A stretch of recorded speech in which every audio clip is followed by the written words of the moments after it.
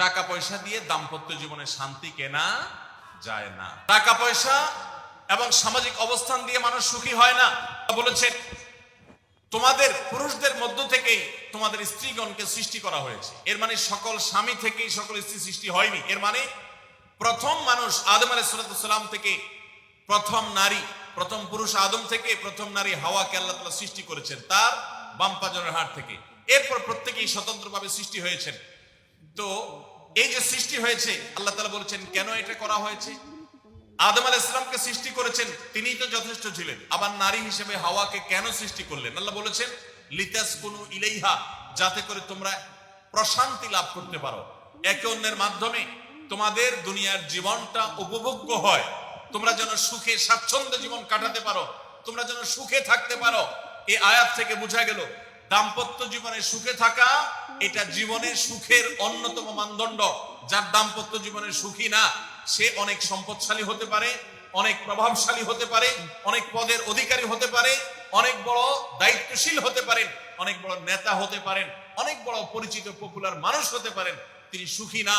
সুখের অন্যতম বড় একটা প্যারামিটার হলো দাম্পত্য জীবনে সুখী হওয়া, স্বাচ্ছন্দ্যশীল হওয়া।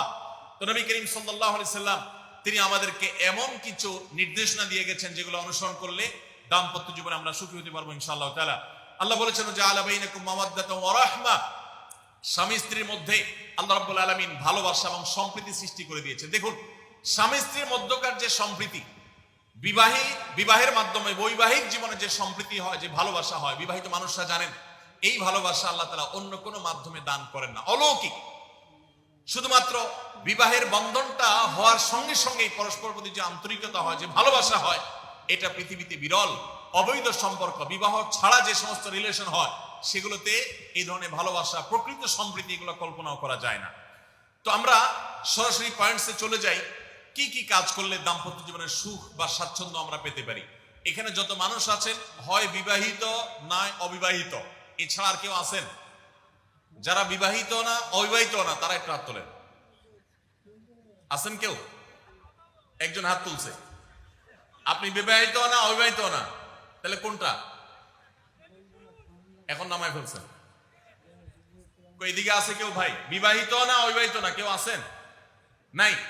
তাহলে বোঝা গেল আজকের আলোচনা সবার জন্য, যারা বিবাহিত আছেন তাদের জন্য, যারা বিবাহিত না ভবিষ্যতে বিবাহ করবেন তাদের জন্য। দেখুন,